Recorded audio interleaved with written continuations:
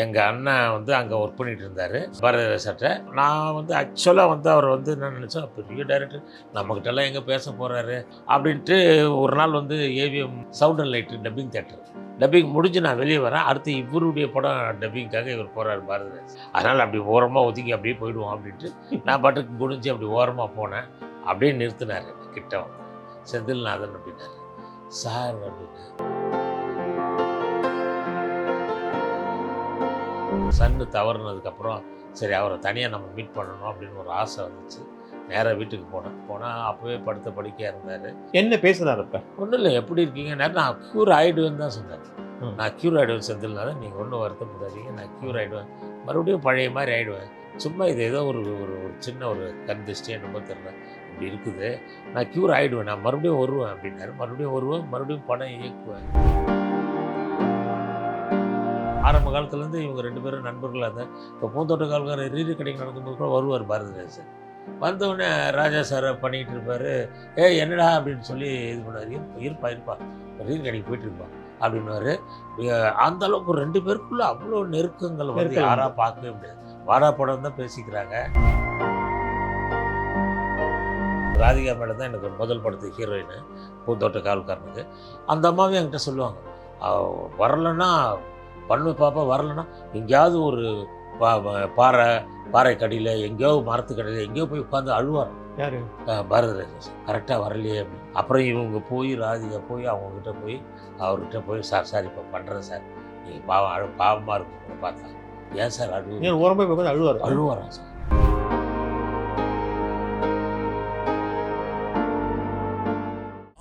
மசாலா எந்த சமையலும் ருசி தேடும் ரகசியம் 20 ரூபாய்.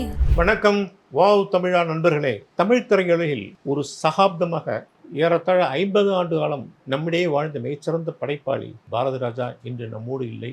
அவரை பற்றி பேச வந்துள்ளார் சீனியர் டைரக்டர் திரு செந்தில்நாதன் அவர்கள். திரு செந்தில்நாதன் அவர்கள் பூந்தோட்ட காவல்காரன், பாலைவன பறவைகள், காவல் நிலையம் உட்பட பல ஹிட் படங்களை தந்தவர். வாருங்கள் அவரை சந்திப்போம். வணக்கம் சார். எனக்கு தெரிந்த தகவல் படி டைரக்டர் பாரதி ராஜா வந்து புட்டண்ண கடைகள்கிட்ட அசிஸ்டண்டாக தான் அவருடைய கேரியர் ஆரம்பித்தாருன்னு வழக்கமாக சொல்லப்பட்டது உண்டு. ஆனால் எனக்கு தெரிஞ்ச ஒரு திரையுலக பிரமுகர் ஒருத்தர் சொன்னார், அவர் ஆக்சுவலாக உங்கள் அப்பாட்ட, அதாவது ஜம்பு அவர்கள்ட்ட அசிஸ்டண்டாக தான் ஆரம்பித்தார் அப்படின்னு ஒரு செய்தி உண்டு. உண்மையா சார்? அது வந்து 100க்கு 100 உண்மை. ஏன் அப்படின்னா, எங்களுக்கு நாங்கள் அப்போ சின்ன வயது தெரியல, அவரே என்கிட்ட சொன்னது. ஓஹோ. பாரதி ராஜா சாரே என்கிட்ட, உங்களுக்கு தெரியாத ஒரு தகவல் சொல்கிறேன், நான் முதல்ல உங்கள் அப்பா கிட்ட தான் அசிஸ்டண்ட்டாக ஒர்க் பண்ணேன். இந்த மாதிரி வீட்டுக்கெல்லாம் அடிக்கடிக்கு வருவேன், உங்களெல்லாம் பார்த்துருக்கேன், நீங்களாம் சின்ன பசங்களாக இருந்தீங்க அப்படின்னாரு. சொல்லிவிட்டு இன்னொன்று சொன்னார், அதனால் என் வயசை வந்து ரொம்ப அதிகம் எடை போட்டுறாதீங்க அப்படின்னாரு. அது அவரே சொன்ன தகவல் தான் இது. ஆக்சுவலாக அப்பா வந்து எம்ஜிஆரோட படங்கள் நம் நாடெல்லாம் ஒரு அப்பா தான் எடுத்தாங்க இல்லையா? ஆமாம். இன்னும் அந்த மாதிரி நிறைய படங்கள் எடுத்துருக்காரு இல்லையா அப்பா?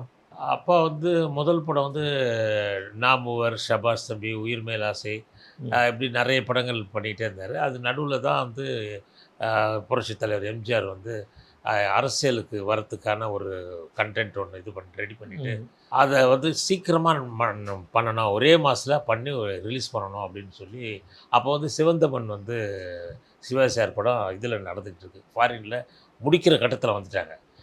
அவங்க முடிக்கிற கட்டத்தில் வரும்போது தான் இவங்க ஆரம்பித்தாங்க. ஆனால் அது ஒரே மாதத்தில் முடிச்சு ரிலீஸ் பண்ணணும், யாரை டைரக்டராக போடலான்னு எம்ஜிஆர் சாரும் நாகரெட்டியாரும் பேசும்போது, ஏன் நம்ம ஜம்பே போட்டால் பகலில் வந்து ஷூட்டிங் பண்ணுவார், நைட்டில் எடிட்டிங் பண்ணிவிடுவார். அப்பா பெரிய எடிட்டர் இல்லையா? பெரிய எடிட்டர். அதாவது எம்ஜிஆர் வந்து 140 படம் பண்ணியிருக்காருன்னா அப்பா 110 படத்துக்கு எடிட்டர். ஸோ அப்பா வந்து நம் நாடு படத்தை முடிச்சு கொடுத்தாரு. ஒரே மாதத்தில் முடிச்சு பண்ணிட்டார். சரி, உங்களுக்கும் பாரதி ராஜாவுக்கு உள்ள தொடர்பை பற்றி சொல்லுங்கள், ஆரம்ப கால தொடர்பை பற்றி சொல்லுங்கள். என்னுடைய அண்ணன் வந்து சிஜே ராமு வந்து பாரதி ராஜா சார்கிட்ட வந்து, அதாவது சிகப்பு ரோஜாக்கள் எல்லாம் அசோசியேட் டைரக்டர். எங்கள் அண்ணன் வந்து அங்கே ஒர்க் பண்ணிகிட்டு இருந்தார். சரி. பாரதி ராஜா சார்கிட்ட அந்த ஒரு இதில் வந்து நான் என்னை பார்த்தாலே நல்லா பேசுவார். அது மட்டும் இல்லாமல் என்னுடைய படம் வந்து நான் வந்து ஆக்சுவலாக வந்து அவர் வந்து என்ன நினச்சேன், பெரிய டைரக்டர் நம்மக்கிட்டலாம் எங்கே பேச போகிறாரு, நம்ம அண்ணன் இருக்கிறான்னு அவருக்கு நம்ம தான் தம்பின்னு எப்படி தெரியும் அவருக்கு அப்படின்ட்டு. ஒரு நாள் வந்து AVM sound and light dubbing theatre, நான் வந்து பாட்டாளி மகனில் படித்த பிள்ளை டப்பிங் பண்ணி போயிட்டுருக்கு. டப்பிங் முடிஞ்சு நான் வெளியே வரேன். அடுத்து இவருடைய படம் டப்பிங்காக இவர் போகிறார் பாரதிராஜ். ஒரே காரிடாரு. அவர் அப்படி வர்றாரு, நான் இப்படி போகிறேன் எதிரமா.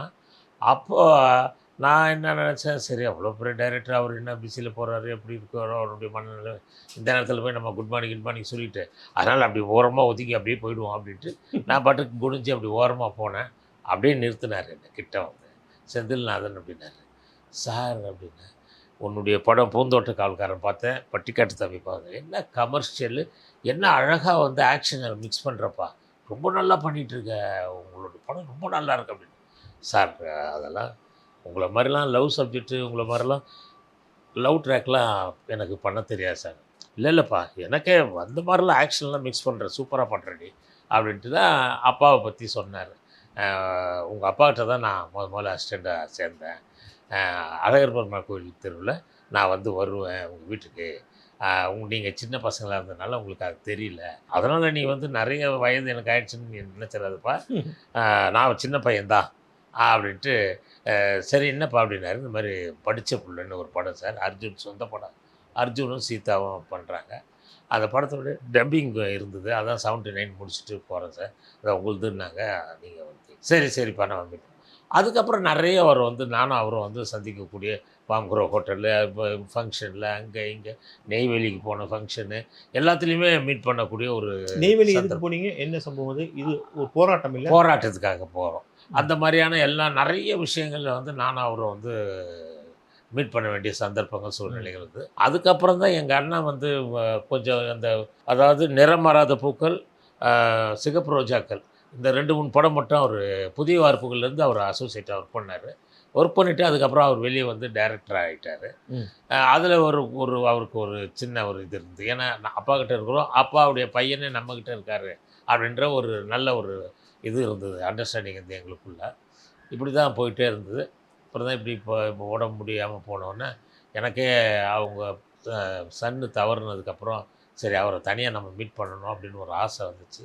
நேராக வீட்டுக்கு போனால் அப்போவே படுத்த படுக்கையாக இருந்தார். அந்த அம்மாவும் இருந்தாங்க, அவங்க மிஸ்ஸஸும் இருந்தாங்க. பார்த்துட்டு வணக்கம் சொல்லிவிட்டு அப்புறம் தான் இவர் பக்கத்தில் போய் உட்காந்து இது பண்ணேன். உட்காந்தோடனே அப்படியே ரொம்ப முடியாமல் இருந்தார். எதிரில் டிவி ஓடிட்டு படம் பார்த்துக்கிட்டு அப்படியே உட்காந்துருந்தார். என்ன இப்படி இருந்த ஒரு டைரக்டருக்கு இப்படி ஒரு வயதுடைய மூப்புனால இப்படி ஆயிட்டாருன்னு வருத்தப்பட்டுட்டு கொஞ்ச நேரம் ஒரு 1/2 மணி நேரம் இருந்துட்டு பேசிட்டு வந்துட்டேன். என்ன பேசுகிறார் அப்போ? ஒன்றும் இல்லை, எப்படி இருக்கீங்க, நான் க்யூர் ஆகிடுவேன்னு தான் சொன்னேன். நான் க்யூர் ஆகிடுவேன் செந்தில்நாதன், நீங்கள் ஒன்றும் வருத்தப்படாதீங்க, நான் க்யூர் ஆகிடுவேன், மறுபடியும் பழைய மாதிரி ஆகிடுவேன். சும்மா இது ஏதோ ஒரு ஒரு ஒரு சின்ன ஒரு கண் திருஷ்டி என்னமோ தெரில இப்படி இருக்குது, நான் க்யூர் ஆகிடுவேன், நான் மறுபடியும் வருவேன் அப்படின்னாரு. மறுபடியும் வருவேன், மறுபடியும் படம் இயக்குவேன் அப்படின்லாம் சொன்னார். அதுக்கப்புறம் நான் இப்போ கொஞ்சம் சீரியல்லாம் நடிச்சிக்கிட்டு இருந்தேன். அதை வந்து நாயகி சீரியலில் நான் அம்பிகாவுக்கு ஜோடியாக நடிச்சிட்டு இருந்தேன். அதை நான் பார்த்தேன் அப்படின்னாரு. அப்படியே இது பண்ணும்போது பார்த்தேன், நீ நல்லா நடிக்கிறப்பா அப்படின்னாரு. சிரிச்சுட்டு சரி சார் அப்படின்னு சொல்லிட்டு அப்புறம் தான் அவருக்கான அந்த கான்ஃபிடென்ட் இருந்துச்சு, நம்ம மறுபடியும் க்யூர் ஆகிடுவோம், நம்ம மறுபடியும் பழைய மாதிரி இது வந்துடுவோம், அந்த கான்ஃபிடென்ட் அவர்கிட்ட இருந்துச்சு. ஆனால் என்னன்னு தெரியல, கடவுளுடைய இது அவரை வந்து. அவர் ஆக்சுவலாக உங்கள்கிட்ட சொன்ன மாதிரி மணிரத்னத்துக்கு சொல்லியிருக்காரு, நான் வருவேன் மறுபடியும் வருவேன். மணிரத்னத்துட்டு ஒரு மீட்டிங்கில் பேசுவார், சினிமா தொடர்பான மீட்டிங்கில் பேசுவார். நான் மறுபடியும் வந்து உனக்கு சவாலாக படம் எடுப்பேன்னு விளையாட்டாக சொல்லுவார். அவருக்கு அந்த வேகம் இருந்தது, நல்ல படம் மறுபடியும் தன்னம்பிக்கை இருந்தது, எல்லாமே அவர்கிட்ட இருந்தது. என்னவோ தெரியல, கடவுள் அவருக்கு உடல் ஒத்துழைக்கலாம். அவருடைய படங்களில் உங்கள் மனசை பாதித்த படங்களை பற்றி பேசுங்க. சிகப்பு ரோஜாக்கள் ரொம்ப பெரிய அளவில் பாதிச்சது. அதே மாதிரி புதிய வார்ப்புகள், 16 வயதில், இதெல்லாம் வந்து ரொம்ப இதுவாக இருந்தது. அதுக்கப்புறமா வந்து அந்த ஒரு இதில் வந்து கருத்தம்மா எல்லாமே நல்ல, வேதம் புதியதெல்லாம் அருமையாக பண்ணிட்டு இருந்தார். ஜாதிக்கு இதெல்லாம் வச்சு ரொம்ப நல்லாயிருக்கும். அந்த படம்லாம் என்னுடைய மனசு ரொம்ப பாதித்த படம் இதெல்லாம். கருத்தம்மா அப்புறம் சிகப்பு ரோஜாக்கள் ரொம்ப பெரிய அளவில் பாதிச்சது. அந்த காலத்திலே மாடர்ன் எடுத்தார். இப்படி ஒரு படத்தை பண்ண முடியுமா அப்படின்னு. அவர் தொடர்பான ஒரு சுவாரஸ்யமான சம்பவங்கள் ஏதாவது ஞாபகம் இருக்கா உங்களுக்கு? அதாவது என்னென்னா, ராஜ்கிரண் சார் வந்து ஒரே நேரத்தில் ஒரு 2-3 படம் ஆரம்பித்தார். அதுக்கப்புறம் அந்த அம்மன் கிரியேஷன்ஸ் 16 வயதில் தயாரிப்பாளர், அதில் வந்து ஒரு படம் வந்து எங்கள் டைரக்டர் தான் எஸ்.ஏ. சந்திரசேகர் சார் பண்ணுறாரு. ஒரு படம் வந்து பாரதிராஜா சார் டிக் டிக் டிக்குன்னு பண்ணுறாரு. இது 2 பேருமே நாங்கள் வந்து பாம்குரோவில், அவர் ஒரு காட்டேஜில் இருக்கார், நாங்கள் ஒரு காட்டேஜில் இருக்கோம். ரொம்ப நல்லா இருந்தது. ம். அவரும் இங்கே வருவார், இவரும் நம்ம டைரக்டரும் அங்கே போவார். 2 பேருமே ஒன்றா பேசுவாங்க. நல்லாயிருக்கும் கருத்து பரிமாற்றங்கள். இப்படி இருக்குது, அது அப்படி இருக்குது அப்படின்னுவாரு. இந்த சீனை இப்படி பண்ணலாம், அது அப்படி பண்ணலாம்லாம் சொல்லுவார். ரொம்ப நல்லாயிருக்கும். கலைமணி சார் இருப்பார் கூட. ம். இதெல்லாம் வந்து ரொம்ப நல்லா இருந்தது. அப்புறம் அவங்க அந்த சைடில் வந்து அப்புறம் செல்வராஜ் சார் இருந்தார் கூட. அன்னைக்கிளி செல்வராஜ் சார் கூட சரி. இருந்தார். இதெல்லாம் வந்து ரொம்ப டெய்லி மீட் பண்ணுவோம். அப்போது தினம் பார்ப்போம். தினம் வந்து பாக்யராஜ் சாரும் வந்து வருவார். வந்து பெரிய டைரக்டர் ஆகிட்டா கூட ம். இவருடைய பாரதி ராஜா சாருடைய கதை, பாரதி ராஜா சார் படம் பண்ணுறாருனாலே அவர் வந்து ஒரு 3-4 நாளாவது உட்காந்து அந்த கதையெல்லாம் கேட்டு அந்த ஸ்க்ரீன் ப்ளே எப்படி வரணும், எப்படி வரக்கூடாது, இது எப்படி வந்திருக்குது அப்படின்னு ஃபுல்லாக வந்து அவர் பாரதி ராஜா சாருக்காகவே டைரக்டருக்காகவே உட்காந்து மெனக்கெட்டு ஃபுல்லாக பண்ணுறாரு. அதையும் நான் கண்கூட பார்த்தேன். வந்து உட்காந்து எல்லாத்தையும் பண்ணுறாரு. எப்படி சீன் எப்படி பண்ணணும், ஏன் இன்டர்வல் லாக்கு எப்படி விடணும், இதனுடைய கிளைமேக்ஸ் இப்படித்தான் வரணும் அப்படின்லாம் இதுவாக சொல்கிறாரு, ஆணித்தரமாக சொல்கிறாரு. பாரதி ராஜா சாரே அதை கொஞ்சம் இல்லை இது ஏன் இப்படி தான் வரணுமா, இது இப்படி வரக்கூடாதா அப்படின்னா, இல்லை இந்த கதைக்கு இப்படி தான் வரணும். இந்த கதைனா இந்த கதை நீங்கள் எடுத்தீங்கன்னா இதுதான் இன்டர்வல் லாக்காக இருக்கும். இந்த இன்டர்வல் லாக்கை நீங்கள் எப்படி வந்து செகண்ட் ஹாஃப் மேலே ரிலீவ் பண்ணி இதனுடைய கிளைமேக்ஸ் இப்படி தான் இருக்கணும்னு கரெக்டாக சொல்கிறாரு. அதால் தான் நம்ம பாக்யராஜ் சார் வந்து சிறந்த திரைக்கதை ஆசிரியர்னு. அதை இவர் அலோவ் பண்ணுவாரா? அது ஒரு ஓரளவு கேட்குறாரு. குருநாதனுங்கிறது இல்லாமல் அந்த ஈகோ இல்லாமல் கேட்பாரு. ஆமாம், ஈகோ இல்லாமல் கேட்குறாரு. ஆனால் நிறைய கேள்வியும் கேட்குறாரு. அது எதிர்த்தும் பேசுகிறாரு. இல்லை இப்படி வராது, இது எப்படி இப்படி வரும்னு சொல்கிறார். அதுக்கு இவர் அந்த காரணங்கள்லாம் சொல்கிறார். இல்லை இது வரத்துக்கான இதெல்லாம் காரணம். அப்போ நீங்கள் இந்த கேரக்டர் இப்படி வச்சுருக்கீங்களே, அந்த கேரக்டருக்காக இந்த கேரக்டர் இப்படி தான் வரணும் அப்படின்னு இவர் சொல்கிறார். அப்புறம் அவர் யோசிக்கிறார். யோசனை பண்ணிட்டு இல்லை அந்த கேரக்டர் இருந்தோம் அதனுடைய குணாதிசயம் இப்படி இருக்குது, அப்படி அந்த மாதிரி குணாதிசயம் இருக்கும்போது எப்படி இப்படி வரும் அப்படின்றாரு. அதுக்கு இவரும் வந்து கரெக்டான ஆன்சருங்களை இப்படி கரெக்டான ஆன்சர் சொல்கிறதுனால தான் அவர் ஏற்றுக்கிறார். சரி ஓகே. ஸோ அந்த விவாதமே நடக்கும். விவாதமே இருக்கும். அந்த விவாதத்தை நீங்கள் பார்த்தீங்கன்னா கண்ணதில் பார்த்தீங்கன்னா இது என்ன அடித்தடியில் போய் முடியும் போல இருக்கா, அப்படி இருக்குது இந்த விவாதம். இந்த அளவுக்கு இவங்க வந்து அந்த ஒரு கதைக்காக, திரைக்கதைக்காக இப்படி ஒர்க் பண்ணுறாங்க அப்படின்லாம் அவங்களுக்கு தோணும். இன்னொன்று என்னென்னா, இப்போ வந்து கைதியின் டைரி நீங்கள் பார்த்துருப்பீங்க. ஆமாம். அந்த கைதியின் டைரியில் இப்போ பாக்யராஜ் சார் சொன்ன ஒரு கிளைமேக்ஸே வேறேன்னு சொல்லுவார். நான் சொன்ன கிளைமேக்ஸே வேறு செந்தில். ஏன்னா எனக்கும் அவருக்கும் எப்படி பழக்கம் வந்துச்சுன்னா, நான் சிகப்பு மனிதனில் இவர் பாக்யராஜ் சார் பண்ணியிருப்பார். அவர் போர்ஷன்லாம் நான் தான் இது பண்ணியிருப்பேன், கொஞ்சம் டைரக்ஷன் பண்ணியிருப்பேன். அப்படி இருக்கும்போதெல்லாம் அப்போ அவர் அதெல்லாம் சொல்லுவார். இந்த மாதிரிலாம் கிளைமேக்ஸ் வந்து இப்படிலாம் வச்சுருக்காங்க. அதால் தான் அவர் வந்து பாக்யராஜ் சார் வந்து இது ஆக்ரி ரஸ்தா பண்ணும்போது இதை வந்து அமிதாப் பச்சனை வச்சு இப்போ கைதியின் டைரியை பண்ணும்போது வேறு மாதிரி கிளைமேக்ஸ் பெருசிய அளவில் இருக்கும். பேசப்படுற அளவுக்கு கிளைமேக்ஸ் வச்சு அண்டர் கிரவுண்ட் இது அப்படிலாம் பயங்கரம் பண்ணியிருப்பார். ஆனால் அது இவர் வந்து இல்லை வேண்டாம், குதிரையில் வச்சு ஒரு உட்கார்ந்து இருந்தது, இவர் தெரிஞ்சாருன்னு கொஞ்சம் சிம்பிளாக முடிச்சிருப்பார் பாரதிராஜ். ஆனால் அவர் வந்து அதை பயங்கரமாக ஒரு கிராண்டியராகவும் இருக்கும், கதைக்கு ஏற்ற மாதிரியும் அது வந்திருக்கும். அது மாதிரி அவர்கிட்ட பழகிறதுலாம் எங்களுக்கு ரொம்ப நல்லா இருந்தது. பாக்யராஜ் சார்கிட்ட பழகுவோம், பாரதிராஜ் இதெல்லாம் வந்து நல்லாயிருக்கும். அங்கே அவங்க கூட இருந்த இவங்க பார்த்திபன் சார். அப்போ அங்கே பார்த்திபன் சார் வந்து அவருக்கு பேர் மூர்த்தி. யார்? பார்த்திபனுக்கு பேர் மூர்த்தி. அப்போ சரி. அங்கே அவர்கிட்டலாம் பேசுறது பழகிறது இப்படிலாம் இளமுருகன் ஒருத்தர் இருந்தார், குருவிக்கரம்ப சண்முகம் இருந்தார், லிவிங்ஸ்டன் இருந்தார். இவங்க எல்லாமே வந்து எல்லாம் அந்த டீமே நம்ம வந்து உட்காந்து அந்த டிஸ்கஷன்லாம் இருக்கும்போது ரொம்ப சுவாரஸ்யமாக இருந்தது. ரொம்ப நல்லாயிருக்கும். அதாவது கதைக்காக அவ்வளோ மெனக்கெடுவாங்க. அவர் அன்னைக்கிளி செல்வராஜ் சார் அப்படி சொல்லுவார், அப்படி பேசுவார், அவ்வளோ சொல்லுவார். அவர் பாரதிராஜ் சார் எல்லாத்தையும் அப்படி ஏக்கினா வச்சு இவர் சொல்கிறது, அவர் சொல்கிறது, கலைமணி சொல்கிறது எல்லாத்தையுமே கேட்டு அதுக்கப்புறம் தான் ஒரு முடிவுக்கு வராங்க.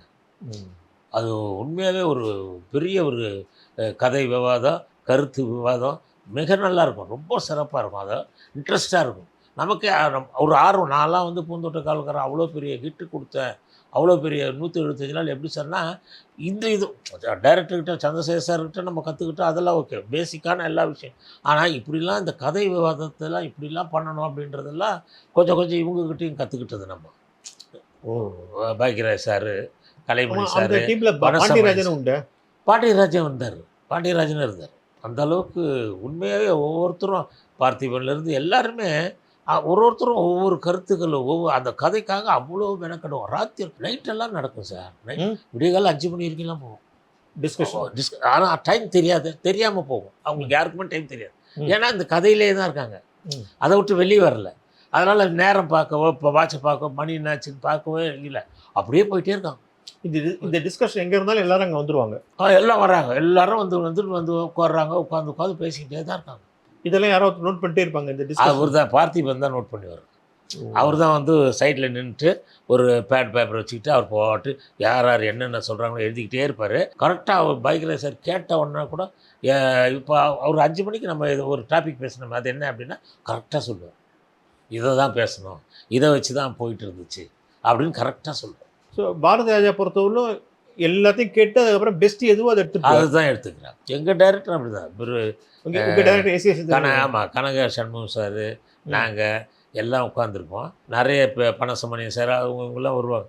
எல்லாரும் பேசுறதெல்லாம் கேட்பார். கேட்டுக்கிட்டு தான் அதுக்கப்புறம் அவராக ஒரு டிசிஷன் எடுப்பார். சரி, இந்த ரூட்டு தான் கரெக்டான ரூட்டு, இப்படித்தான் போகணும், இந்த கதை இந்த ரூட்டில் பயணித்தா தான் இதுக்கு நல்லா வரும், ஹிட் ஆகும். அதெல்லாம் நிறைய இது பண்ணுவார். என்னென்னா கமர்ஷியல் நிறைய சேர்ப்பார். ஃபைட்ஸ் சந்திரசேகர் சார் ஃபைட்ஸ் நிறைய சேர்ப்பார். இப்படி தான் இருக்கணும், கமர்ஷியலாக இருக்கணும் அப்படின்றதுக்கு இது பண்ண. அதெல்லாம் அதை தான் நமக்கு பூந்தோட்ட கால்காரன் அவ்வளோ பெரிய அதை கமர்ஷியலாக பாரதி சார் சொல்கிறார். என்னப்பா இப்படி கமர்ஷியலாக பண்ணுறேன்னா, இல்லை சார் நான் இருந்த இடம் அப்படி. ஷூட்டிங் நடக்கும்போது நீங்கள் பார்த்துருக்கீங்களா? அவர் ஷூட்டிங்கில் அவர் ரொம்ப வந்து அந்த பர்ஃபெக்ஷன்லாம் விட மாட்டார், அடிச்சுடுவாருன்னு சொல்லுவார், கேள்விப்பட்டேன். ஆமாம் ஆமாம், கரெக்டாக அவர் மனசில் என்ன நினைக்கிறாரோ அது வந்து அது இல்லை. ஏன்னா நான் எங்கள் அண்ணன் இருந்ததுனால, ராம் அவர்கிட்ட அசோசியேட்டாக பாரதி ராஜா சார்ட்ட இருந்ததுனால, நான் வந்து இது கமலஹாசன் ஸ்ரீதேவி படம் அந்த சிங்கப்பூர் ரோஜாக்கள் நான் ஷூட்டிங் பார்த்தேன். அப்போ தான் அவர் என்ன மனசில் நினச்சிருக்காரோ அந்த கேரக்டர் எப்படி தான் நடக்கணும், அந்த கேரக்டர் எங்கே நிற்கணும், எப்படி பார்க்கணும், எங்கே கண்ணை அசைக்கணும், எப்போ எந்த டைலாகில் திரும்பணும், எந்த டைலாகில் தலை குனியணும், எந்த டைலாகில் நிமிரணும், எல்லாமே ஃபுல்லாக பக்காவாக ரிஹர்சல் ரூமில் பார்த்துட்டு மறுநாள் என்னென்ன எடுக்க போகிறோமோ அதுக்கெல்லாம் பக்காவாக ரிஹர்சல் பார்த்துட்டு காலையில் வந்து அப்படி பண்ணுறாரு. இப்படித்தான் நடக்கணும், இங்கே தான் நீங்கள் கண்ணே சிமிட்டணும், இங்கே கண்ணை சிமிட்டக்கூடாது, இந்த இதில் தான் தலை குனியணும், கீழே வரணும், நீங்கள் தலை ஹெட்டு டவுன் பண்ணணும், இங்கே தான் நீங்கள் நிமிரணும் இந்த டைலாக்ல அப்படின்னா அந்த அளவுக்கு பெர்ஃபெக்டாக. கமலஹாசனுக்கு அவருக்கு உள்ள ரேப்போர்ட் எப்படி இருக்கும்? அது அவரும் வந்து ஒரு பெரிய கிரியேட்டரு. கமலஹாசனும் பெரிய கிரியேட்டரு. அவர் வந்து ஏதாவது ஒரு சின்ன இது வந்துச்சுன்னா இவர்கிட்ட சொல்கிறாரு, இல்லை இது இப்படி பண்ணிங்கன்னா நல்லாயிருக்கும் அப்படின்னும் போது இவர் என்ன பண்ணுறாரு, அதை யோசிக்கிறார். யோசனை பண்ணிட்டு கரெக்டாக தான் எடுத்துக்கிறார். ஓ ஆமாம், நீங்கள் சொன்னது கரெக்ட் தான், பண்ணலாம் அப்படின்னு. இல்லைன்னா இல்லை அது வரக்கூடாது, அது வந்தால் பின்னாடி இந்த சீனில் இப்படி இடிக்கும், இல்லை நம்ம முன்னாடி எடுத்து இதில் வந்து அப்படி வரும், அதுக்கான காரணம் சொன்னால் இவரும் ஒன்று கரெக்டாக. ஏன்னா அந்த நேரம் நினச்சதை சொல்கிறோம், ஆனால் இவங்க வந்து முன்னாடி பின்னாடி அதுக்கப்புறம் என்ன நடக்க போகிறது எல்லாத்தையும் மைண்டில் வச்சு தான் பண்ணுவாங்க. ஸ்ரீதேவியில் எப்படி நடிக்க வச்சார் அதெல்லாம் கவனிச்சிருக்கீங்களா? கவனிச்சேன் சார். அதுதான் சொல்கிறேன், இவர் என்ன அப்படியே நடிச்சு காட்டுறாரு சார், எல்லாரும் மாதிரியும் நடிச்சு காட்டுவார். ஆமாம், ஒரு பேரர் வந்து இது பண்ணால் கூட அவரே வந்து பேரர் மாதிரியே நடிக்கிறார். சார் என்ன வேணும் சார், அவனை எப்படி நிற்க வச்சு பார், நான் எப்படி பண்ணுறேன் அதே மாதிரி பண்ணேன், இது பண்ண அதே மாதிரி போகிறது, எப்படி திரும்பி போகணும், கேமரா எங்கே இருக்குது, இப்படி திரும்பி போகணும், நீ இப்படி திரும்பி போகக்கூடாது, எல்லாத்தையுமே இப்போ அப்படியே மைன்யூட்டாக சொல்கிறேன். சப்போஸ் அந்த ஆர்டிஸ்ட் சரியாக செய்யலைன்னா சமயத்தில் கோவப்பட்டு அடிக்கிறது. அதான் அது வந்து என்னென்னா முதல்ல கொஞ்சம் அப்படி வராரு, அதாவது சாம பேத தான தண்ட மாதிரி தான் அப்படி சொல்கிறாரு, சொல்லி கொடுக்குறாரு. அதுக்கப்புறம் இப்படி பண்ணக்கூடாது, இப்படி பண்ணணும், நான் ஏற்கனவே சொன்ன பார்த்தல அது மாதிரி பண்ணணும். அதுக்கப்புறம் அப்புறம் அப்படியே மேலே கொஞ்சம் ஒரு 4 டேக் 5 டேக் ஆகும்போது தான் உச்சத்தில் வந்து யாராக இருந்தாலும் சரி கையை அடிச்சிடுறாரு. அது ஒன்றும் பண்ண முடியாது, ஏன்னா அவங்க மனசில் இப்படிலாம் கற்பனை பண்ணிக்கிட்டு வர்றாங்க. எங்கள் டைரக்டர் சந்திரசேகர் சாரும் அந்த மாதிரி தான், அப்படி தான் கரெக்டாக சில நேரத்தில் பார்ப்பார் சொல்லி பார்ப்பார், ஒரு 3-4 தடவை சொல்லுவார். அதுக்கப்புறம் வரலைன்னா பள்ளின்னு ஒரு அரை சில்க் சுமிதாவே அடித்து வருவார். யார்? பட்டணத்து ராஜாக்கல்ல சந்திரசேகர் சார் சுமிதாவை அடித்து மாடர்ன் தேட்டர்ஸில் ஷூட்டிங்கு, சுமிதாவை அடித்து அது காதே கேட்காம போயிடுச்சு. அப்படியே இருந்தது, அவன் அதை பேக்கப் பண்ணுற வரைக்கும் அப்படியே இருந்தது. இந்த பக்கம் காதே கேட்கல, நீங்கள் இந்த பக்கம் சொல்லுங்கள் அப்படின்னு, நீங்கள் யாராக இருந்தாலும் இப்படி வந்து பேசுங்க அப்படின்னு, டைலாக்லாம் இந்த பக்கம் சொல்லுங்கள் அப்படின்னு. அதெல்லாம் பள்ளியில் ஆரம்பிச்சிட்டேன். இப்போ ராதிகா மாதிரி சுகன்யா மாதிரி புதுசாக நிறைய பேர் அறிமுகப்படுத்தியிருக்காரு. இந்த புது ஆட்களை அறிமுகப்படுத்துறது ரொம்ப கஷ்டமாச்சு. எப்படி ரொம்ப சமாளிச்சாரு? கஷ்டம். அப்புறம் அவங்க மேடமே என்கிட்ட ராதிகா மேடம் தான் எனக்கு முதல் படத்துக்கு ஹீரோயின் பூந்தோட்ட காவல்காரனுக்கு. அந்த அம்மாவே என்கிட்ட சொல்லுவாங்க, வரலன்னா பண்ணு பாப்பா வரலன்னா எங்கேயாவது ஒரு பாறை பாறைக்கடியில் எங்கேயோ மரத்துக்கடியில் எங்கேயோ போய் உட்காந்து அழுவாராம். யாரு? பாரதிராஜா சார் அழுவாராம், கரெக்டாக வரலையே அப்படின்னு. அப்புறம் இவங்க போய் ராதிகா போய் அவங்கக்கிட்ட போய் அவர்கிட்ட போய் சார் இப்போ பண்ணுறேன் சார், நீங்கள் பாவமாக இருக்கும் உங்களை பார்த்தா, ஏன் சார் ஏன் ஓரமா போய் உட்காந்து அழுவாரு? அழுவாராம் சார். சார் நம்ம நினச்சது வரலையே, அந்த மாதிரி நடிக்க மாட்டேங்கிறாங்க, நம்ம எந்த இடத்துல எப்படி வரணும்னு, எந்த இடத்துல கண்ணீர் வெளியே வரணும் அதெல்லாம் வரவே மாட்டேங்குது, எந்த இடத்துல சிரிப்பு வரணும் வரமாட்டேங்குது, எல்லாமே தப்பாக கிராஃபே மாறுது, இப்படி வச்சு நம்ம என்ன எப்படி பண்ணுறது அப்படின்ட்டு உட்காந்து அழுவார். அவரும் இவங்களாவே பாவம் பார்த்து போய் ரேவதிலாம் பண்ணியிருக்காங்களாம் மண் வாசனையில். போய் அவரை போய் இல்லை சார் பண்ணுறேன் சார், நீங்கள் எப்படி பண்ணுங்களோ அதே மாதிரி பண்ணுறேன் சார், உங்களுக்கு சாட்டிஸ்ஃபேக்ஷன் ஆகிற மாதிரியே நான் பண்ணுறேன் சார், தயவு செஞ்சு இது வாங்க சார், அப்படின்னால வரேன் கரெக்டாக பண்ணணும் இந்த தடவையாது அப்படின்னு சொல்லி தான், இல்லை சார் ப்ராமிஸாக பண்ணுவோம் சார் அப்படின்னு சொல்லி வருவாங்க. வந்து பண்ணுவாங்களா, பண்ணோன்னே நல்லா பண்ணிட்டாங்கன்னா அவரை மாதிரி சந்தோஷப்படுறவங்க ஆளே இல்லை. அதுவும் உண்டு. அவ்வளோ சந்தோஷம் உச்ச ஸ்தாய்க்கு போயிடுவாங்க, குதிக்கிற அளவுக்கு போயிடுவாங்க, பிரமாதமாக பண்ணிட்டேன். அதான் இது அந்த அளவுக்கு அந்த தொழிலை நேசிச்சிருக்காரு, அந்த தொழிலில் வந்து மூச்சாக நினச்சிருக்காரு, உயிராக நினச்சிருக்கிறாரு. இதுக்கு அவருடைய இது அந்த பாரதி ராஜாக்கும் இளையராஜாக்கும் உள்ள ரேப்போர்ட்டை பற்றி சொல்லுங்க. ஏன்னா அவர் படங்கள் எல்லாத்துலேயும் இளையராஜா வந்து அற்புதமான படம்லாம் கொடுத்துருக்காரு, அது ரொம்ப நேச்சுரலாக இருக்கும். அது ஆமாம், இளையராஜா பாட்டுக்காகவே இது ரெடி பண்ணாரா, இதுக்காக அவர் ரெடி பண்ணாராங்கிறப்பல கொண்டு கண்டுபிடிக்க முடியும். அது ஆரம்ப காலத்துலேருந்து இவங்க 2 பேரும் நண்பர்களாக இருந்தால், இப்போ பூந்தோட்ட காவல்காரன் ரீ ரெக்கார்டிங் நடக்கும்போது கூட வருவார் பாரதிராஜா சார். வந்தவுடனே ராஜா சாரை பண்ணிக்கிட்டு இருப்பார், என்னடா அப்படின்னு சொல்லி இது பண்ணார், இருப்பா ரீ ரெக்கார்டிங் போயிட்டுருப்பா அப்படின்னுவார். அந்த அளவுக்கு 2 பேருக்குள்ளே அவ்வளோ நெருக்கங்கள் வந்து யாராக பார்க்கவே முடியாது. வாடா படம் தான் பேசிக்கிறாங்க, அந்த இவ்வளோ பெரிய இவர் டைரக்டர்னோ அவரோட பெரிய மியூசிக் டைரக்டரும் அப்படிலாம் இல்லாமல் அந்த ஆரம்ப காலம் எப்படி இருந்தாங்களோ அதே மாதிரி அந்த நட்பை நீங்கள் பார்க்கலாம், அந்த அளவுக்கு இருப்பாங்க. அதே மாதிரி பண்ணிக்கிட்டு இருக்கும்போது கூட பாரதிராஜா சார், அது ஏன்டா அந்த க்ளோஸுக்கு ஏன்டா அந்த இது இப்போ வயலின் போய் போடுற, அது கிட்டார் போட்டு விட்றா அப்படின்னா இவரை மாற்றுறாரு. அந்த அளவுக்கு 2 பேருக்குள்ளவே வந்து கதையிலேருந்து திரைக்கதையிலேருந்து வசனத்துலேருந்து இசையிலேருந்து எல்லாத்துலேயுமே ஒன்றா இருக்காங்க, ஒத்துமையாக இருக்காங்க.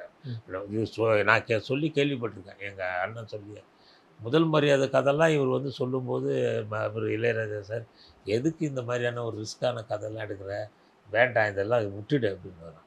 இல்லை நல்லாயிருக்கும், இது ஒரு மாதிரி வித்தியாசமாக இருக்கும், நல்லாயிருக்கும், நீ வேணா பாரு நான் பண்ணி காட்டுறேன் அப்படின்னா. எனக்கு வேணாம்ப்பா, சம்பளமே வேணான்ட்டாங்க, எனக்கு சம்பளமே வேணாம், ஏன்னா நீ சம்பாரித்த பணத்தை விட போகிற, அதில் எனக்கு எதுக்கு சம்பளம், அதனால் வேண்டாம். அதுக்கப்புறம் படம் ஃபுல்லாக முடிஞ்சு அவர் ரீரெக்கார்டிங் பண்ணும்போது கூட இது ஓடாதரா வேணாம் அப்படின்னாரு, இது ரிலீஸ் பண்ணாத. அதுக்கப்புறம் ரிலீஸ் பண்ணி அது பெரிய ஹிட் ஆனோன்னா இவராக பாரதிராஜா சாராக போய் சம்பளம் எடுத்துன்னு போய் கொடுத்தாங்க, இந்தாப்பா வாங்கிக்கப்பா பெரிய ஹிட்டு, நானும் நிறைய சம்பாரிச்சேன், இந்தா நீ வச்சுக்க. அந்த அளவுக்கு 2 பேருக்குள்ள அவ்வளவு ஒரு இது. பாரதி ராஜா வந்து சொல்றது எப்படி சிவாஜி கேட்டாரு, ஏன்னா சிவாஜி அப்பயே ரொம்ப பெரிய நடிகர். அவர் முதல்ல கமிட் பண்ணும்போதே சொல்லிட்டாரோ சிவாஜி சார்ட்ட, பாரதிராஜா சார் தயவு செஞ்சு நடிக்க வேண்டாம், படம் முழுக்க நான் சொல்கிறத மட்டும் செய்யுங்க, அதே மாதிரி இதுக்கு முன்னாடி என்ன நடந்துச்சு இதுக்கு பின்னாடி என்ன நடந்துச்சு அதையெல்லாம் நான் கேட்டால் தான் அப்போ எனக்கு நடிப்பு வரும், நான் அப்படி நடிக்கிறேன் அப்படின்னா. இல்லை வேண்டாங்க, நான் நடந்து வரனா வாங்க, பேசாமல் நடத்துவாங்க, இதுக்கு முன்னாடி என்ன நடந்துச்சுலாம் வேண்டாம், இதுக்கப்புறம் என்ன நடக்க போகலாம் வேணாம், ஏன்னா அது தெரிஞ்சால் தான் நடிப்பு வருவாங்க, அது 2மே இல்லைன்னா வானா வரப்போகிறோம், பேசாமல் நடந்து வரப்போகிறோம், அப்படியே உட்காருங்க, அப்படியே கல்லை தூக்குங்க, அப்படியே பாருங்கள், அப்படியே கண்ணு மட்டும் சிமிட்டுங்க, இப்படியே தான் படம் முழுக்க பண்ணலாம், கதையை சொல்லலை எதுவுமே சொல்ல, இது இப்படி பண்ணால் எனக்கு நல்லாயிருக்கும், படம் ஓடும், என் மேலே நம்பிக்கை வச்சுவாங்க. அவரும் சிவாஜி சார் அவர் மேலே நம்பிக்கை வச்சு சரி என்னமோ ஒரு வித்தியாசமாக பண்ணுறாங்க, எது பண்ணுற பார்ப்போம், நம்ம வந்து இப்படிலாம் அப்படி இதுக்கு முன்னாடி சீனு, இதுக்கப்புறம் இப்படி வரப்போகுது, அதுக்கப்புறம் இப்படி, அதனால் இப்போ இப்படி இருக்கணும், இப்படி பண்ணால் தான் அதுக்கு அர்த்தம் இப்படி பண்ணணும், அதில் நான் அதுக்கு முன்னாடி அப்படி பண்ணணும், இப்படி எதுவுமே தெரிஞ்சிக்காமல் அப்படியே நடந்து வரணுமா வர்றேன், உட்காரணுமா உட்காடுறாங்க, பாறையை தூக்கணுமா தூக்குறேன், பாருன்றீங்களா பார்க்குறேன், சிரின்றீங்களா சிரிக்கிறேன், அழுன்றீங்களா அழுறேன், சோகமாக பாருங்கள் பார்க்குறேன், அதிகமாக இருக்குது வேண்டாம் சார் கொஞ்சம் கம்மி பண்ணிக்கிறேன், அவ்வளோ இப்படியே படம் முடிச்சிருக்காங்க. முதல் மரியாதை. பாரதி ராஜாக்கும் ராதாக்கும் ஒரு நல்ல கெமிஸ்ட்ரி உண்டு. அந்த ஆமா. காலத்துல ராதா வந்து ரொம்ப அழகா இருக்கும் அந்த காம்பினேஷன். அதான் சொல்லுவார், அவரே சொல்லுவார். நான் எங்களெல்லாம் எங்கேயாவது இப்போ நெய்வேலி மாதிரி போராட்டத்துக்கெல்லாம் போகிறோம் இல்லையா, அப்போ வந்து எல்லா டைரக்டர்ஸும் ஒன்றா உட்காந்துருப்போம். அவர் அவர் உட்காந்துருப்பார், நாங்கள் எல்லாருமே செல்வராகன்லேருந்து யார் செல்வமணிலேருந்து எல்லாருமே உட்காந்துருப்போம். எல்லா டைரக்டர்ஸும் எந்த இதுவும் இல்லாமல் உட்காந்துருப்போம், பாகுபாடு இல்லாமல். அப்போ அவர் சில விஷயங்கள் எல்லாம் சொல்லுவார். ராதா வந்து எப்படி வந்து ஓப்பனிங்கே வந்து அலைகள் இதழ் பீரியடில் வந்து பார்க்கும்போது அவர் அந்த உட்காந்துருக்காங்களா, அவர் போகிறாரா, எழுந்துக்கவே இல்லையா, பேசாமல் கால் மேலே கால் போட்டு உட்காந்துருக்காங்க. அப்புறம் இவர் உள்ளே போனோன்னே தான் சித்ராலட்சுமி சார் சொல்கிறாரா, அந்த பொண்ணு நீங்கள் கேட்டிங்களே அலைகள் இருக்கு, அம்பிகா தங்கச்சி அவங்க வந்திருக்காங்க அப்படின்னு.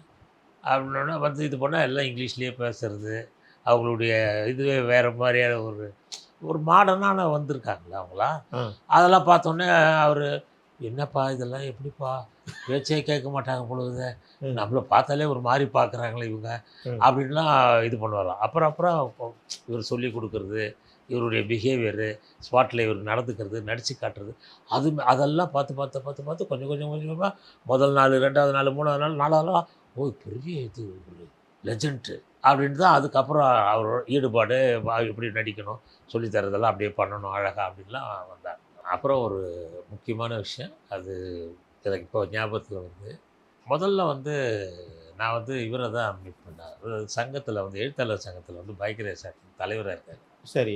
அது எலெக்ஷன் அப்போ நான் அவரை மீட் பண்ணும்போது, எப்படி இருக்கார் உங்கள் அண்ணன் அப்படின்னு கேட்டார். நான் சொன்னேன், அவர் இறந்துட்டாருங்க அப்படின்னு. என்னப்பா அப்படி சொல்கிறேன், ஏன் எங்களுக்கும் ஏன் தெரியப்படுத்தலை அப்படின்னாரு. இல்லைங்க, அவர் இறந்தது வந்து பெங்களூரில், அதுக்கப்புறம் அவசரமாக என்ன பண்ணுறதுன்னு அந்த நேரம் யாருக்கும் ஒன்றும் புரியல, அதனால தான் உங்களுக்கு யாருக்குமே தெரியப்படுத்தலை அப்படின்னா.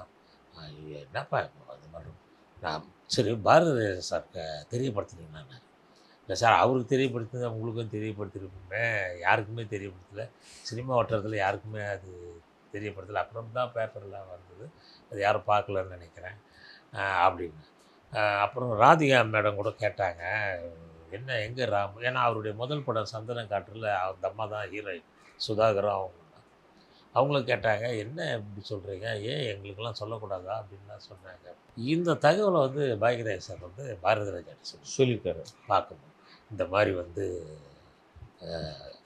சிஜே ராமு வந்து இறந்துட்டாங்க அப்படின்னா. என்னது ராமு இறந்துட்டாங்க, சும்மா இருக்கும்ப்பா, அதெல்லாம் கிடையாதுப்பா, அவன் நல்லா இருப்பான், அவன் தினகாத்திரமாக இருப்பான், நல்லா இருப்பான், அவனை போய் நீங்கள் போய்ட்டு இறந்துட்டாரு அது இது அதெல்லாம் சொல்லாதீங்க. இல்லை தம்பி செந்தில்நாதன் தான் என்கிட்ட போன வாரம் சொன்னார், எலெக்ஷனு எழுத்தாளர் சங்கத்தில், அப்போ நான் மீட் பண்ணும்போது தான் அவர் சொன்னார் அப்படின்னாரு.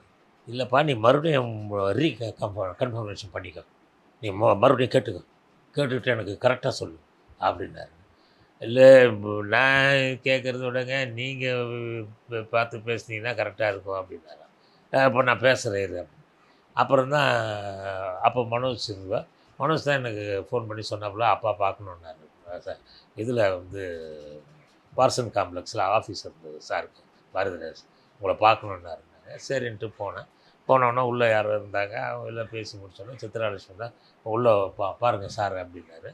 உடனே போய் பார்த்தேன், என்னப்பா ஒரு இதை வந்து பாக்கியராஜ் சொல்கிறாப்புல, ராமு தவறிட்டார் அப்படின்னு சொல்கிறாப்புல அப்படின்னா. ஆமாங்க, என்ன நிஜமாவா சொல்கிறேன் அப்படின்னு.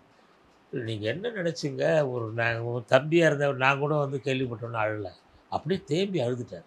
அழுதுட்டாருன்னொன்னே அப்படியே அழுகுறாரு. எனக்கு ரொம்ப கஷ்டமாக போயிடுச்சு.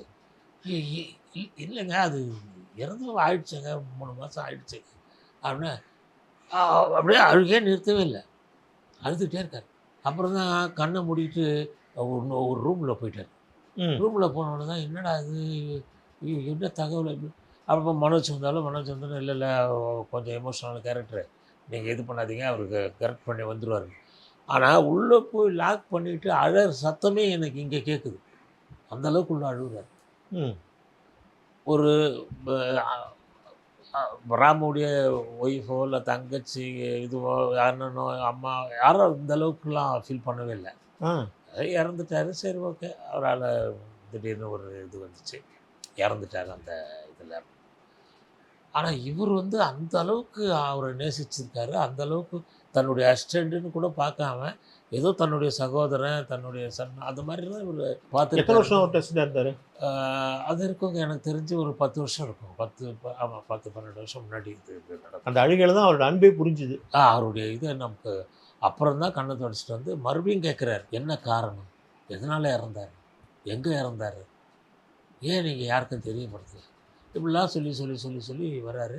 சரி இப்போ என்ன பண்ணுறாங்க அந்த அம்மா அப்படின்னு. இல்லை அவங்க ஒர்க் பண்ணுறாங்க, டீச்சராக ஒர்க் பண்ணுறாங்க. பையன் இந்த மாதிரி இதில் படிக்கிறாங்க அப்படின்னு. சரி சரி சரி சரி, ஏதாவது ஏதாவது அவங்களுக்கு உதவி ஏதாவது தேவைப்படுமா, இல்லை ஏதாவது செய்யணுமான்னு பாருங்கள், என்கிட்ட சொல்லுங்கள், நான் யாராவது கவர்மெண்ட் ஆஃபீஸரோ யாரையோ ஏதோ ஒன்று பண்ணி நான் ஏதாவது பண்ணுறேன். நான் சொன்னேன், இல்லை சார் அவங்க கொஞ்சம் வெல் டுடாக தான் இருக்காங்க. ஏன்னா சொந்த வீடு இருக்குது. அதுக்கப்புறம் ஒரு 2 வீடு வாடகை வேறு விட்டுருக்காங்க. இங்கே கோடம்பாக்கத்தில் தான் ஒரு 2 வீடு இருக்குது.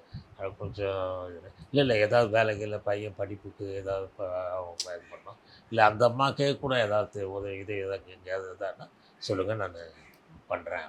கண்டிப்பாக நான் சொல்கிறேங்க சார், நான் இது பண்ணுறேன் சார் அப்படின்னு. அந்த மாதிரி அந்தளவுக்கு அவருக்கு வந்து அவ்வளோ பாசம் வச்சுருக்காரு. எல்லாருமேலேயுமே ஒரு அன்பு பாசத்தை அப்படியே இது பண்ணியிருக்காரு. சும்மா பழகினவும் போகிறது. அந்த மாதிரி அசிஸ்டன்ஸ் மேலே இவ்வளோ பாசம் வச்சது பெரிய விஷயம். பெரிய விஷயம். அதெல்லாம் நம்ம வந்து சும்மா சொல்லக்கூடாது. அந்த அளவுக்கு அசிஸ்டன்ஸை நல்லா கவனிப்பாரா? நல்லா Financial நல்லா கவனிக்கிறார். கவனிப்பார். ஆமாம், ஃபினான்சியரும் நல்லா கவனிக்கிறார். டோட்டலாக நல்லாவே எல்லாருமேலுமே அன்பு. இப்போ இப்போ சேரனை பார்த்தாலும் சரி, இல்லை வந்து தங்கர் பச்சனை பார்த்தாலும் சரி, இல்லை வேறு யாராவது எந்த டைரக்டரை பார்த்தாலும் அன்பாக நின்று பேசுகிறாரு. யார் இப்போ இவ்வளோ அவருடைய டெத்துக்கு இவ்வளோ கூட்டம் வந்ததுக்கு காரணம் பார்த்தீங்களா? சின்ன டைரக்டரு, பெரிய டைரக்டரு, இவர் இட்டு கொடுத்தாரு, அவர் ஃப்ளாப் கொடுத்துட்டாரு, அவருக்கு இப்போ வாய்ப்பு இல்லை, ஆனால் இவருக்கு நிறைய வாய்ப்பு இருக்குது அப்படின்ற மாதிரிலாம் என்னையும் எல்லாரையுமே மணிரத்னம் சார் மாதிரி தான் பார்ப்பார். யாராக இருந்தாலும் சரி, சின்ன டைரக்டர் முதல் படம் ஓடவே இல்லை, ஆனாலும் அவர்கிட்ட எப்படி பாருங்க நல்லா இருக்கேன், கையை பிடிப்பார், தோளில் கை போடுவார், போட்டு தான் பேசுவார். தவிர இது சாப்பிடுப்பா வாப்பா சாப்பிடலாம் அப்படின்னாரு. அந்த அளவுக்கு நாங்கள் நெய்வேலிக்கு போயிட்டு வந்தப்போ சாப்பாடு வந்து பாண்டிச்சேரியில் தான் சாப்பிட்டோம் ஹோட்டலில். அதே மாதிரி எங்கே போனாலும் இவர் என்ன பண்ணுறாருன்னா எங்களுக்கு முன்னாடி போயிடுவார். எங்கள் பஸ்ஸு வருதுன்னா நாங்கள் அத்தனை டேரக்டர்ஸும் வரோம். பாலா சார், சேரன் சார், தங்கரபிச்சா, அமீர் எல்லாரும் வரோம். ஒரு பஸ்ஸில் ட்ராவல் பண்ணுறோம். ஆனால் எங்களுக்கு முன்னாடி இவர் காரில் போயிட்டு அந்த பஸ்ஸுக்கு முன்னாடி இங்கே போயிட்டு அங்கே ஏதாவது ஒரு நல்ல ஹோட்டல் இருக்கான்னு கொஞ்சம் சாப்பிட்டுக்கிட்டு பார்த்துட்டு, டேஸ்ட்டாக இருக்குதா, இந்த ஹோட்டலில் இது நல்லா இருக்கா, எது நல்லா இருக்குது, எது நல்லா இல்லை, அதையெல்லாம் கொஞ்சம் இது பண்ணிவிட்டு அங்கேருந்து காரில் வந்து அப்போ இந்த பஸ்ஸு டிரைவருக்கு இன்ஸ்ட்ரக்ஷன் கொடுக்கும், நீங்கள் வந்து இந்த இடத்துல போயிட்டு இந்த டேர்னில் இந்த இடத்துல 2வது ஹோட்டலில் நீங்கள் நிறுத்துங்க அப்படின்னா. அதே மாதிரி சாப்பிடும்போது டைரக்டர்ஸ்க்கெலாம் சொல்லுங்கள், இதை அவாய்ட் பண்ணுங்க, அதை அவாய்ட் பண்ணுங்க, இது மட்டும் சாப்பிடுங்க, அது மட்டும் சாப்பிடுங்க அப்படின்றா. அதே மாதிரி எல்லோரும் சாப்பிட்றதையும் பார்ப்பார். எல்லா டேபிளாக வந்து எல்லோரும் சாப்பிட்றதையும் பார்த்துட்டு அவர் ஒரு இடத்துல பார்ப்பார். இல்லை யாரு கூடயாவது அப்படியே உட்காந்து அவரும் சாப்பிடுவார். சாப்பிட்டு தான் அதுக்கப்புறம் கிளம்பும் போதும் டிரைவருக்கு போய் இன்ஸ்ட்ரக்ஷன் கொடுப்பார், நீங்கள் இது இப்படி போ, ஈவினிங் வந்து இந்த இடத்துல காஃபிக்கு நிறுத்து, இந்த இடத்துல டிஃபனுக்கு நிறுத்து அப்படி. அந்த அளவுக்கு ஒரு தான் வந்து பெரிய டைரக்டர்னோ தான் வந்து பெரிய இது நம்ம வந்து என்னத்துக்காக இந்த டைரக்டர்ஸ்க்காகலாம் நம்ம பாடுபடும் அந்த மாதிரியே இல்லாத ஒரு இயக்குனர் தான் பாரதி. இன்னொரு விஷயம் நான் அவர்கிட்ட ஆச்சரியப்பட்டேன். அவருக்கு பின்னாடி வந்து அதுக்கப்புறம் வேகமாக மேலே வந்து உச்சாணியில் உட்காந்துருக்காருன்னு வச்சுங்களேன். அவருக்கு அந்த எந்த ஈகோவும் இல்லை, பொறாமையும் இல்லை. ரொம்ப ரசிக்கிறாரு. எனக்கு அவரை நினச்சி ரொம்ப பெருமைப்படுறாரு. உன் காலில் நான் விழணும் பாரு திடீர்னு. ஆமாம், அது பாக்யராஜ் சார்ட்ட அந்த மாதிரி தான் பேசுவேன். பாக்யராஜ் சார்ட்ட அவரோட படம் ரொம்ப நல்லா இருந்துச்சுன்னா இவர் உன் காலில் நான் விழணும் அப்படி இருந்தும் பாரு. அதே மாதிரி கொஞ்சம் அதுக்கு முன்னாடி கொஞ்சம் தோல்வி இருக்கும். கைதி டைரிக்கு முன்னாடி அவரே வந்து வீட்டுக்கு போய் பாரதிராஜா சாரே போய் பாக்யராஜ் சாரை பார்த்து எனக்கு ஒரு கதை வேணுட்டார், நான் ஒரு வெற்றியை கொடுப்பேன். ஸோ தனக்கு அது மாதிரி ஆச்சுன்னா உடனே ஆமாம், எனக்கு நான் ஃப்ளாப் கொடுத்துட்டேன், நான் வெற்றி அடையணும், எனக்கு அதுக்காக ஒரு லைன் சொல், கமல்ஹாசன் டேட் வேணால் பண்ணலாம், அது ஏற்ற மாதிரி எனக்கு ஒரு லைன் சொல், நான் வெற்றி அடையணும். அது வெளிப்படையாக சொல், நான் தோல்வியை சந்திச்சிருக்கேன், எனக்கு வெற்றி வேணும். இந்த மனப்பான்மை யாருக்கும் வராது, கிடையாது. தன்னுடைய அவன் என்ன நம்மகிட்ட இருந்த பையன் தானே, அவங்ககிட்டலாம் நம்ம போய் பேசுறது எதுக்கு, அவங்ககிட்ட போய் நம்ம கெஞ்சணும், அவனை பெரிய இதுவா, நமக்கு தெரியாதா, நம்ம யோசிக்க முடியாதா, நம்ம போய் யோசிப்போம். அப்படிலாம் வரும். அந்த மாதிரியான ஈகோவே இல்லாத ஒரு கேரக்டர் யாருன்னா, அதே மாதிரி மணிவண்ணன் சார் மேலே அவருக்கு அவ்வளோ பாசம். மணிவண்ணன் மேல. மணிவண்ணன் சார் வந்து எப்படி வந்தாருன்னா, கோயம்புத்தூர்லேருந்து இவருடைய படங்களை பார்த்து பார்த்து விமர்சனம் பண்ணுவார். 16 வயதிலிருந்து கிழக்கே போகிற ரயிலு, புதிய எல்லாத்துக்கும் எழுதி எழுதி எழுதினா அப்போ தான் இவர் வந்து அவரை வந்து வா ஊர்லேருந்து இவனுக்குள்ளே ஒரு திறமை இருக்குது அப்படின்னு தெரிஞ்சு வர சொல்லி, அதுக்கப்புறம் தான் அலைகள் ஓய்தல் கதை வசனம் மணிவண்ணன் சார். ஓ அவருக்கு அந்த கிரெடிட்டை கொடுத்து கொடுத்தாரு. பண்ணுறாரு. அதுக்கப்புறம் இன்னொன்று தெரிஞ்சுக்கிறார். ஓ இவங்ககிட்ட வந்து கதை வசனம் எழுதுனா நல்லா டைரக்ஷனாக பண்ணக்கூடியவங்க, அந்த திறமை இவங்ககிட்ட இருக்குது. ஆனால் இவங்ககிட்ட இன்னொரு திறமை இருக்குது, ஒளிஞ்சிருக்கு. அதை நம்ம வெளியே கொண்டு வரோம். அது என்னடா திறமைன்னு பார்த்தா நடிப்பு. நடிப்பு. ஓ அப்போ இவனை ஒரு நடிகனாக்கணும் அப்படின்ட்டு ரஜினி சார் எதிரில் கொடி பறக்குதுல வில்லனாக்குறார். முதல்ல ஆமாம், பாரதிராஜா சார் தான் நடிக்க வச்சது. நீ நடி இல்லை சார், எனக்கு நடிப்பெல்லாம் வராது சார், நான் அது பெரிய வேலை சார், அது அப்பப்போ டச் பண்ணிக்கணும், அப்பப்போ காலர்லாம் அழுக்கு வராமல் பார்த்துக்கணும், அப்புறம் நீங்கள் சொல்கிறது வேறு கரெக்டாக பண்ணணும் சார், நீங்கள் சொல்கிறது கரெக்டாக அப்புறம் உங்களுக்கு கோவம் வரும் சார். இல்லை பண்ணுவேன், நீ உங்ககிட்ட எல்லாமே இருக்குது, எல்லா திறமை இருக்குது. டைலாக் எழுதுகிற திறமை மட்டும் இல்லாமல் கதை எழுதுகிற திறமை, திரைக்கதை பண்ணுற திறமை இல்லாமல் உங்ககிட்ட அந்த நடிப்பாற்றல். அப்போது ஒருத்தருக்கிட்டையும் பழகும் போது உங்களுக்கு என்னென்ன ப்ளஸ் என்னென்ன இருக்குது, இவங்ககிட்ட இருக்க திறமை என்ன, அதை நம்ம வெளியே கொண்டு வரோம். அதே மாதிரி பாக்யராஜ் சாரை வந்து புதிய வரப்பில் போடும்போதும் நீ தான் அந்த ஹீரோ அப்படின்னும்போது, சார் ஏதோ ஒரு கோணி பையன் மேலே வச்சுட்டு கிழக்க பயிரில் மழை வருது எல்லாம் ஓடுங்கன்னு சொன்னீங்க, அதெல்லாம் ஓகே. அப்புறம் சிகப்பு ப்ராஜெக்டில் இது நான் சர்வராக வந்தேன், அதுவும் ஓகே. ஆனால் ஹீரோ சார், என்ன சார் என்னை வச்சு இவ்வளோ ரிஸ்க் இருக்கு? இல்லையா ரிஸ்க் இல்லையா, நீ பெரிய ஹீரோ ஆவியா, நீ மிகப்பெரிய ஹீரோ, உங்கள்கிட்ட அந்த திறமை. அதை கணிச்சார் பாருங்க. கணிக்கிறார் பாருங்க, அதுதான் பெரிய விஷயம். கணித்து எடுத்து அந்த படத்தை பெரிய வெற்றி அடைய வச்சார் பாருங்க, அதுதான் மிகப்பெரிய. ஒருத்தருக்கிட்டையும் அவர் மணிவண்ணன் சார், தியாகராஜன் சாரை முதல்ல அலைகள் இதில் தான் கொண்டு வந்து பண்ண வச்சார். ஆமாம் ஆமாம். அப்போ அப்படி ஒருத்தருக்கிட்டையும் கார்த்திக் முத்துராம் சார் பையன், ஒருத்தருக்கிட்ட என்னென்ன திறமை இருக்குது அதெல்லாம் நம்ம யூஸ் பண்ணணும், அதெல்லாம் வெளியே கொண்டு வரணும், அது பப்ளிக் ஜனங்க முன்னாடி அவங்க பார்க்கணும், அதெல்லாம் அப்படிலாம் பண்ணுறது மிகப்பெரிய விஷயம் சார். ஸோ இறுதியாக பாரதிராஜா பற்றி நீங்கள் சொல்ல விரும்புறது? இல்லை சார், இவ்வளோ பெரிய லெஜண்ட்டு, இந்தியா முழுக்கவே தெரிஞ்ச ஒரு லெஜண்ட் டைரக்டர். அவருடைய இந்த மறைவு வந்து உண்மையாகவே ஈடு செய்யவே முடியாது சார். இப்படி ஒருத்தரை நம்ம வந்து மறுபடியும்னா அது எப்போ சந்திப்போம்? முடியவே முடியாது சார், முடியவே முடியாது. இது அவ்வளோதான், ஒரு மிகப்பெரிய சாதனையாளர். அது ஒரு சகாப்தம். சகாப்தம், அவர் ஒரு சகாப்தம். ஓகே சார், வணக்கம் சார்.